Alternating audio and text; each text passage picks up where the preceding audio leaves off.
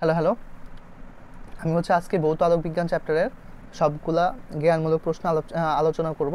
Previously আমি একটা video record করছি যেখানে হাইগেন্স প্রিন্সিপাল নিয়ে আলোচনা করছি, ওইটার রিলেটেড যতগুলো জ্ঞান অনুধাবন আসছে ওগুলা নিয়ে আলোচনা করছি। তো আমার আশা থাকবে তোমরা ওই ভিডিওটা ঠিকঠাক দেখবা আর নোট তুলবা, ঠিক আছে? আর বাসায় অফকোর্স অনেক বেশি প্র্যাকটিস করবা। তো ডিলে না করে আমি শুরু করি। তার আগে আরেকটু বলে রাখি, গত ভিডিওতে অনেক কনসেপ্ট আলোচনা করা হয়েছে, সো এইখানে কি আমি তেমন ইলাবোরেটলি আর কনসেপ্ট আলোচনা করব না, হাইগেন্স প্রিন্সিপাল রিলেটেড কনসেপ্ট। ওকে, তো শুরু করি। এই যে গৌণ উৎস, গত দিন কি আমি এটা আলোচনা করছি, সরি ওই প্রিভিয়াস ভিডিওতে। তো গৌণ উৎসটা কী ছিল? গৌণ উৎস ছিল তরঙ্গমুখ, মনে করি একটা তরঙ্গমুখের প্রত্যেকটা বিন্দু কী ছিল? একটা গোলীয় তরঙ্গের উৎস ছিল, ঠিক আছে? তো এই গোলীয় তরঙ্গের উৎস যেহেতু ছিল, তাহলে এটা একটা সোর্স হিসাবে কাজ করতেছে, নতুন সোর্স, এই কারণে এটাকে বলা হয় গৌণ উৎস। ওকে, এটা কি তরঙ্গমুখের প্রত্যেকটা বিন্দু গোলকীয় তরঙ্গের উৎস হিসাবে কাজ করে, দ্যাটস ওয়াই এই প্রত্যেকটা বিন্দুকে কি বলছি আমরা গৌণ উৎস বলতেছি, ঠিক আছে? ওকে, এখন কি তরঙ্গমুখ, তাহলে তরঙ্গমুখটা কি? তরঙ্গের উপর অবস্থিত, এই যে তরঙ্গের উপর অবস্থিত সমদশা সম্পূর্ণ যে কণাগুলো আছে ওগুলাকে একসাথে কি আমরা বলবো তরঙ্গমুখ।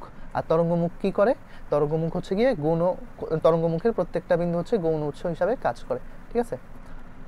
সমদশা সম্পূর্ণ কণার গতিপথকে তরঙ্গমুখ বলে।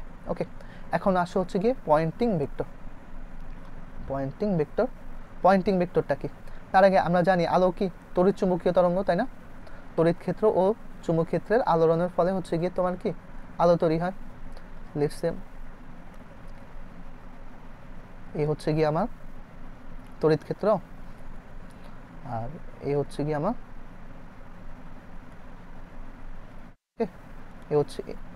গিয়ে এটা আমার চুম্বক ক্ষেত্র। ওকে, এটা তড়িৎ ক্ষেত্র, এটা গিয়ে চুম্বক ক্ষেত্র। ওকে, তো আলোটা গিয়ে তড়িৎ ক্ষেত্র আর চুম্বক ক্ষেত্র পরস্পর গিয়ে লম্বভাবে থাকে, আর আলো তাদের সাথে লম্বভাবে অগ্রসর হয়। হ্যাঁ, তো আলোর মুখ বরাবর আমি লম্ব বরাবর কোনো একটা আলোর মুখ যেই দিকে গমন করতেছে ওইখানে কি আমি লম্ব বরাবর একটা তল স্থাপন করছি। এই তলটার গিয়ে একটু কিছু জিনিস আমি ফিক্স করে দিছি, যেমন এরিয়া ফিক্স করে দিছি, সেটা গিয়ে 1 বর্গ একক। আচ্ছা, বাংলায় লিখি বর্গ একক করছি। ওকে, এখানে যে গিয়ে আমার আলো যাবে, আলো অফকোর্স শক্তি নিয়ে যাবে, তো এই শক্তির নেওয়ার হিসাবটা করব, বাট ওই হিসাবটার জন্য আমি টাইমটাও ফিক্স করে দিছি। টাইমটা গিয়ে 1 ইউনিট টাইম নিব, মনে করো 1 সেকেন্ড টাইমের মধ্যে এইখানে যেই পরিমাণ শক্তি সঞ্চালিত হয়েছে ওই শক্তিটাই কি আমার পয়েন্টিং ভেক্টর। তো কি আলোর অভিমুখের সাথে লম্বভাবে স্থাপিত কোনো একক তলের মধ্য দিয়ে একক সময়ে যে পরিমাণ শক্তি স্থানান্তরিত হয় সেটা আমার পয়েন্টিং ভেক্টর। ওকে, এখানে কি লিখছে? কোনো তড়িৎচুম্বকীয় তরঙ্গ এর গতিপথের সাথে লম্বভাবে একক ক্ষেত্রফলের মধ্য দিয়ে একক সময়, হ্যাঁ, তিনটা কথা, একক ক্ষেত্রফল, একক সময়ে যে পরিমাণ শক্তি সঞ্চালিত হয় তাকে পয়েন্টিং ভেক্টর বলা হয়। Clear hopefully? ওকে, তারপরেরটা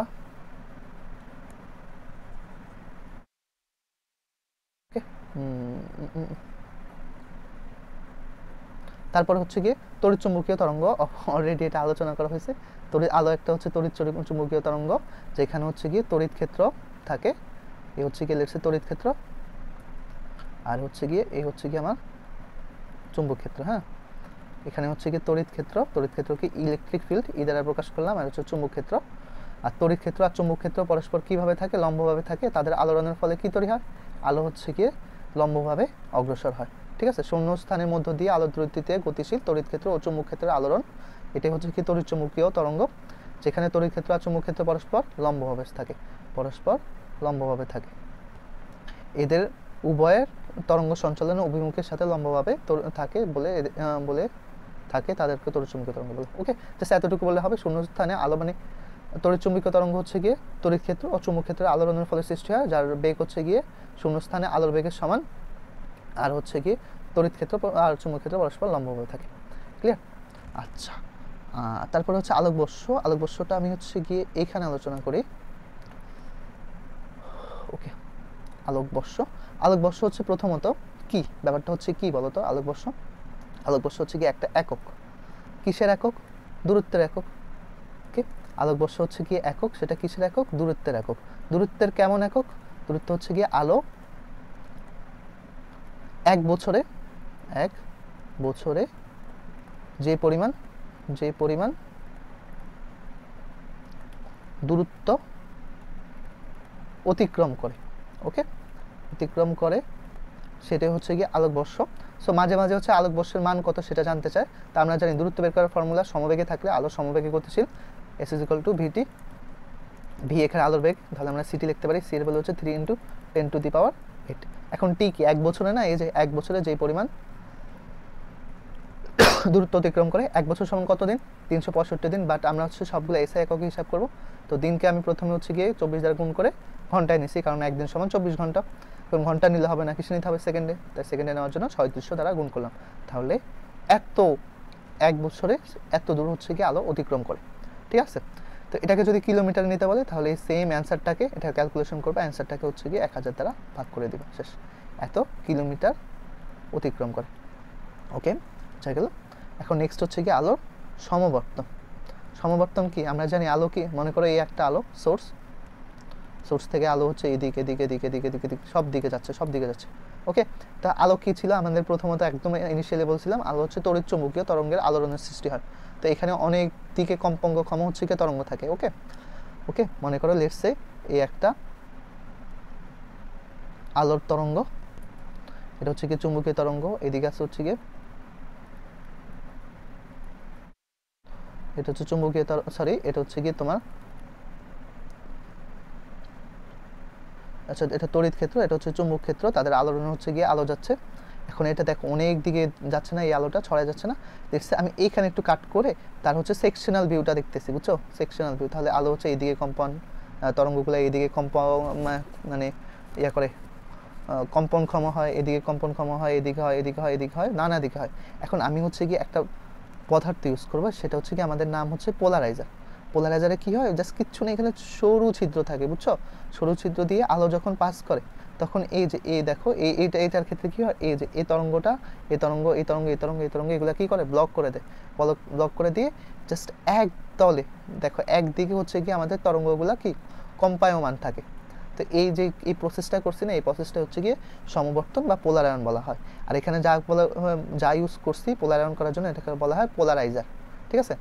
তো কি ছিল, যে প্রক্রিয়া বিভিন্ন তলে কম্পমান আলোর তরঙ্গ একটি নির্দিষ্ট তল বরাবর কম্পনক্ষম করা যায় তাকে হচ্ছে গিয়ে আলো সমবর্তন বা পোলারায়ন বলা হয়, ঠিক আছে, ওকে, বুঝা গেল। নেক্সট কোশ্চেন, ওকে। তো আমাদের ওই একটা পার্ট শেষ হয়েছে, এখন হচ্ছে কি আমরা ব্যতিচার নিয়ে আলোচনা করব। তোমরা ব্যতিচার খুব ভালো মতো পড়ছো, এই চ্যাপ্টারে কিছু না পড়লে ব্যতিচার ঠিক ভালো মতো পড়ো। ব্যতিচারে হচ্ছে কি আমরা একটা এক্সপেরিমেন্ট দেখছিলাম, Young's double slit experiment. Double slit মানে হচ্ছে দুইটা স্লিট বা চির থাকবে, এই যে দুইটা চির, ইয়ংয়ের দ্বিচির পরীক্ষা। একটা হচ্ছে স্ক্রিন বা পর্দা থাকে, ওকে। এখান থেকে হচ্ছে গিয়ে তোমার আলোগুলা কি হয়, বের হয়, ওকে। এই আলোগুলা অ্যাকচুয়ালি একটা আলোয় হচ্ছে কি দুই ভাগ হয়ে বের হয়। তো যেহেতু একটা আলো, তাহলে এই আলোগুলা হচ্ছে কি হয়, তরঙ্গ দৈর্ঘ্য সেম থাকে, ফ্রিকোয়েন্সি সেম থাকে, আর হচ্ছে কি তোমার বিস্তারও কি থাকে, সেমই থাকে, ওকে, বিস্তার সেম থাকে। এখান থেকে যে আলো বের হয়েছে না, তারা হচ্ছে গিয়ে একটা সমদশা থাকে বা তোমার একটা কনস্ট্যান্ট দশা পার্থক্য মেনটেন করে, ঠিক আছে। তখন হচ্ছে কি এই যে পর্দায় পড়লো না, এখানে আলো অন্ধকারের আমাদের ডোরা সৃষ্টি হয়। ডোরা কি, ও যে বাঘের গায়ে যা থাকে ওরকম ডোরা সৃষ্টি হয়, ঠিক আছে, আলো অন্ধকারের ডোরা সৃষ্টি হয়। আর এই হোল ঘটনাটা হচ্ছে গিয়ে ব্যতিচার, ঠিক আছে। এখন আলো অন্ধকার কখন হয়, যখন এই দুটা তরঙ্গ, এই দুইটা হচ্ছে গিয়ে আলো হচ্ছে গিয়ে আমার যদি উপরিপাতন হয়, যখন সমদশায়, অর্থাৎ সমদশা নিয়ে আলোচনা করছি, এরকম হচ্ছে গিয়ে উপরিপাতন হয়, তখন হচ্ছে গিয়ে আমি উজ্জ্বল দেখি। আর হচ্ছে গিয়ে মনে করো বিপরীত দশা এরকম, আর একটা হচ্ছে গিয়ে এরকম হয়, সেটা হচ্ছে গিয়ে অন্ধকার দেখি। উজ্জ্বল হলে সেটাকে আমরা বলি ঘটনমূলক ব্যতিচার, আর অন্ধকার হলে আমরা বলি ধ্বংসাত্মক ব্যতিচার, ঠিক আছে, ওকে। আলোচনা শেষ। এখন প্রথম কোশ্চেনে ছিল তরঙ্গের ব্যতিচার কাকে বলা হয়, বা আলোর ব্যতিচার কাকে বলা হয়। সো আবার বলতেছি, পাশাপাশি দুটো উৎস, এই যে পাশাপাশি দুটো উৎস থেকে নির্গত সমান কম্পাঙ্ক, যেহেতু আলোর সোর্স দুটো একই ছিল, তাহলে কম্পাঙ্ক সমান থাকবে, বিস্তারও সমান থাকবে, এবং তোমার তরঙ্গ দৈর্ঘ্য সেম থাকবে, ঠিক আছে। সমান কম্পাঙ্ক ও বিস্তারের দুটো আলো তরঙ্গ দৈর্ঘ্যের উপরিপাতনের ফলে পর্যায়ক্রমে উজ্জ্বল ও অন্ধকার অবস্থার সৃষ্টি হয়, আর এই ব্যাপারটাই হচ্ছে কি ব্যতিচার, ঠিক আছে। তো ব্যতিচার হচ্ছে গিয়ে আমাদের এখানে দুই ধরনের দেখতে পারতেছি, একটা হচ্ছে ধ্বংসাত্মক আর একটা হচ্ছে গিয়ে গঠনমূলক, আর একটা হচ্ছে ধ্বংসাত্মক। তো এখানে হচ্ছে ধ্বংসাত্মক নিয়ে আলোচনা করছে। বলছি ধ্বংসাত্মক কখন হবে, যখন আলো দুইটা হচ্ছে বিপরীত দশা মিলিত হবে তখন ধ্বংসাত্মক, যখন সমদশা হবে তখন হচ্ছে কি গঠনমূলক। এর সাথে সংজ্ঞা পড়বা হচ্ছে কি গঠনমূলক, একটা গঠনমূলক। একটি তরঙ্গ অন্য একটি তরঙ্গের উপর আপতিত হয়ে ব্যতিচার ঘটায়, তখন কোনো এক স্থানে পরস্পর বিপরীত দশা মিলিত হলে ওই স্থানে লব্ধি বা তরঙ্গের বিস্তার তীব্রতা সর্বনিম্ন হয়। দেখো তীব্রতা শব্দ সর্বনিম্ন মানে টেন্স টু 0 হয়, তখন সেখানে তুমি হচ্ছে কমপ্লিটলি অন্ধকার দেখতে পারো। আর এই ব্যাপারটাই হচ্ছে গিয়ে ধ্বংসাত্মক ব্যতিচার। ক্লিয়ার? আর হচ্ছে গিয়ে বিপরীত দশা, তো সমদশা হলে কি হবে গঠনমূলক ব্যতিচার, তখন তীব্রতা কি হয় ম্যাক্সিমাম হয়। ব্যাস এটা তো, এই সংজ্ঞাটাও হচ্ছে গিয়ে নোট করবা গঠনমূলক ব্যতিচারেরটা, ঠিক আছে? ওকে, তারপর সুসংগত উৎস, এই যে এখানে যে ইউজ করছি এই দুইটা হচ্ছে সুসংগত উৎস। কেন ভাই এখানে যে তারা যে আমরা লাইট ইউজ করছি, আচ্ছা এখানে যে ব্যতিচারে যে লাইট ইউজ করা হয় সেটা হচ্ছে মনোক্রোমেটিক বা একবর্ণী হয়। হ্যাঁ, এটা হচ্ছে গিয়ে এমসিকিউতে খুব আসে, ব্যতিচারে আমরা কি ধরনের আলো ইউজ করি, সেটা হচ্ছে একবর্ণী আলো, ঠিক আছে? হয় লাল অথবা বেগুনি অথবা নীল এরকম ইউজ করি। হ্যাঁ, তো একবর্ণী আলো কীভাবে পাই, আমাদের খুব সহজ একটা উদাহরণ লেজার লাইট ইউজ করা হয় এখানে, ঠিক আছে?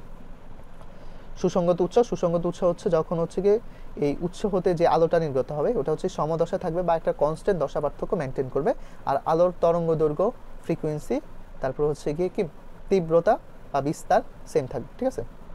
কি বলছে এখানে, দুটো উৎস থেকে সমদশা বা কোনো নির্দিষ্ট দশা পার্থক্যের একই তরঙ্গের দুটা আলো হচ্ছে গিয়ে আলোর তরঙ্গ নিঃসৃত হলে তাদের হচ্ছে সুসংগ উৎস বলা হয়। একটা রেসপেক্টে বা সাপেক্ষে সুসংগত উৎস, ঠিক আছে? ধ্বংসাত্মক ব্যতিচার আলোচনা করা হয়েছে, এটা ডাবল আসছে। ব্যতিচার সজ্জা কাকে বলা হয়, এই যে আমাদের যে ব্যতিচার ঘটছে, ব্যতিচার ঘটার পর যে একটা পদের মধ্যে আলো অন্ধকারের একটা ঘটনা ঘটছে, এই ঘটনাটাই হচ্ছে গিয়ে ব্যতিচার সজ্জা। তো একটু সুন্দর করে লিখবা, একটা পদ্মার উপর ব্যতিচার ঘটানো হলে পদ্মার আলো অন্ধকারে একটা সজ্জা পাওয়া যায়, এই সজ্জাকে ব্যতিচার সজ্জা বলে। ক্লিয়ার? আলো অন্ধকারে সজ্জা পাওয়া যায়, এই সজ্জাকে ব্যতিচার সজ্জা বলা হয়। ক্লিয়ার? এগুলো আলোচনা করা হয়েছে। ওকে, এখন নেক্সট হচ্ছে অপবর্তন কোণ। আচ্ছা, অপবর্তন ব্যাপারটা একটু আলোচনা করে নেই, তারপর হচ্ছে অপবর্তন কোণ। আচ্ছা, আমার কথাটা একটু বোঝার ট্রাই করো, নিজে একটু ফিল করার ট্রাই করো। এসে হচ্ছে কি একটা ব্লেড, ওকে? তুমি ব্লেডের উপর পারপেন্ডিকুলারলি, মনে করো হচ্ছে কি টেবিলের উপরে যা হাত দিয়ে রাখছো তার উপরে হচ্ছে লাইট ফালাইছো। হ্যাঁ, পারপেন্ডিকুলারলি হচ্ছে কি তুমি লাইট ফালাইছো লম্বভাবে, ঠিক আছে? লম্বভাবে। তো এখানে তার শ্যাডোটা কি দেখবা, যে এখানে কি কমপ্লিটলি অন্ধকার হয়ে যাবে? মনে করো এখানে, ওকে, খুব বাজে হয়েছে, এগুলো কি কমপ্লিটলি অন্ধকার হয়ে যাবে? কমপ্লিটলি অন্ধকার হবে না। তখন এই যে এজগুলো আছে না, এই যে ধারগুলো আছে না, ওকে, এজগুলাতে তুমি হচ্ছে কি একটু আলোর আভা দেখতে পারবা। এই আলোর আভা দেখতে পারছো অর্থাৎ কি আলো কি এদিকে বেঁকে গেছে না, এদিকে কমপ্লিটলি অন্ধকার দেখার কথা, কিন্তু তুমি দেখো না, আলো বেঁকে গেছে। এই বেঁকে যাওয়ার ঘটনাটা হচ্ছে গিয়ে অপবর্তন। আর যেই কোণে বাঁকছে সেটাই হচ্ছে গিয়ে অপবর্তন কোণ। যখন আমরা হচ্ছে গিয়ে ফ্রেনেল শ্রেণীর অপবর্তন পড়ছিলাম তখন হচ্ছে গিয়ে এই যে আলো এই দিক থেকে গিয়ে এই যে এদিকে হচ্ছে গিয়ে একটু বেন্ড করতো, এই কোণটাই হচ্ছে গিয়ে অপবর্তন কোণ ছিল, ঠিক আছে? তো এখানে যতটুকু বাঁকছে ওটা হচ্ছে অপবর্তন কোণ, এখানের এই ঘটনায় এই কোণটা হচ্ছে অপবর্তন কোণ। ওকে, তো অপবর্তন কোণ কি, কোনো আলো অপবর্তনের দরুন আপতিত আলোক রশ্মি এবং আপতিত তরঙ্গ রশ্মির মধ্যবর্তী কোণকে হচ্ছে আপতিত আলোক রশ্মি আর আপতিত রশ্মির মধ্যবর্তী কোণকে হচ্ছে অপবর্তন কোণ বলা হয়। বুঝা গেছে হোপফুলি? এটা এইটার কথা বলছে। ওকে, অপবর্তন কাকে বলা হয় আমি অলরেডি আলোচনা করছি। আলো হচ্ছে গিয়ে কোনো প্রতিবন্ধক বা তীক্ষ্ণ ধারের পাশ দিয়ে যাওয়ার সময় বেঁকে যাওয়ার ধর্মটাই হচ্ছে গিয়ে আমার অপবর্তন। আলো হচ্ছে অপবর্তন হচ্ছে বেঁকে যাওয়ার ধর্ম, কখন বাঁকবে? যখন হচ্ছে গিয়ে তীক্ষ্ণ ধার বা প্রতিবন্ধক পাবে তখন। ওকে, উজ্জ্বল যখন সৃষ্টি হয় কখন? সমদশায় তোমার হইলে, উপরিপাতন হইলে। এই ব্যাপারটা একটু পড়ে নিও। অপবর্তন গ্রেটিং কাকে বলা হয় আলোচনা করছি। অপবর্তন গ্রেটিং হচ্ছে গিয়ে আমরা হচ্ছে গিয়ে একটা পাত নিই। হ্যাঁ, পাতের মধ্যে কি করি, অনেকগুলা সরু সরু চির রাখি। ওকে, অনেকগুলা এই যে চিরগুলো আঁকছি না, এই সবগুলা প্রস্থ কি থাকে? সেম থাকে। তো সমপ্রস্থ বিশিষ্ট অনেকগুলা চির বিশিষ্ট একটা পাত বানাইছি না, এই পাতটাকে বলা হয় অপবর্তন গ্রেটিং, ঠিক আছে? পাশাপাশি স্থাপিত অনেকগুলা সমপ্রস্থের সূক্ষ্ম চির সম্পূর্ণ পাতকে অপবর্তন গ্রেটিং বলা হয়। এখন আসি অপবর্তন ধ্রুবক কাকে বলা হয়? দেখো, অপবর্তন ধ্রুবক হচ্ছে গিয়ে এই যে একটা চিরের, এই যে এখান থেকে বলি, একটা চির হতে আরেকটা চিরের, হ্যাঁ, শুরু হতে যেই তোমার দূরত্ব সেটাই হচ্ছে গিয়ে তোমার একটা চিরের শুরু থেকে আরেকটা চিরের শুরুর মধ্যবর্তী যে দূরত্ব সেটাকে বলা হয় অপবর্তন ধ্রুবক। দেখো এখানে দুইটা দূরত্ব কিন্তু একটা ইনক্লুডেড, এই যে একটা লাইন আঁকছি না, লাইনের দৈর্ঘ্য ইনক্লুডেড, আর হচ্ছে গিয়ে চিরের মানে করো actual length let's say B included, তাহলে এ প্লাস বিটাই হচ্ছে গিয়ে আমাদের অপবর্তন ধ্রুবক। ঠিক আছে, অপবর্তন ধ্রুবক সরি গ্রেটিং ধ্রুবক। ওকে, তো কি বললো, অপবর্তন গ্রেটিং যে কোনো এক চিরের শুরু থেকে পরবর্তী চিরের শুরু হতে দূরত্বটাই হচ্ছে গিয়ে অপবর্তন গ্রেটিং ধ্রুবক। ক্লিয়ার? হোপফুলি 17টাই তোমাদের হচ্ছে গিয়ে ওকে ইয়াতে গাইডে ছিল, আমি হচ্ছে 17টায় আলোচনা করছি, কিছু বেশি আলোচনা করছি, ওগুলো হচ্ছে গিয়ে প্রিভিয়াস ভিডিওতে আলোচনা করছি, এখানে মনে হয় একটা বেশি আলোচনা করছি। ওকে, তো আমার আশা থাকবে তোমরা হচ্ছে গিয়ে এই চ্যাপ্টারের নোটটা করবা ঠিকমতো, জ্ঞানমূলকগুলার। পরীক্ষার আগে খুব বেশি টেন্স হবা না যে একদম মরিয়া হয়ে জ্ঞানমূলক সলভ করবা, ওরকম সিচুয়েশনে যাতে না পড়তে হয়। নোট করবা এগেন খুব সুন্দর করে, আর আমাকে একটু জমা দিও পারলে নোটটা। ওকে, আজকে এতটুকুই থাক, আল্লাহ হাফেজ।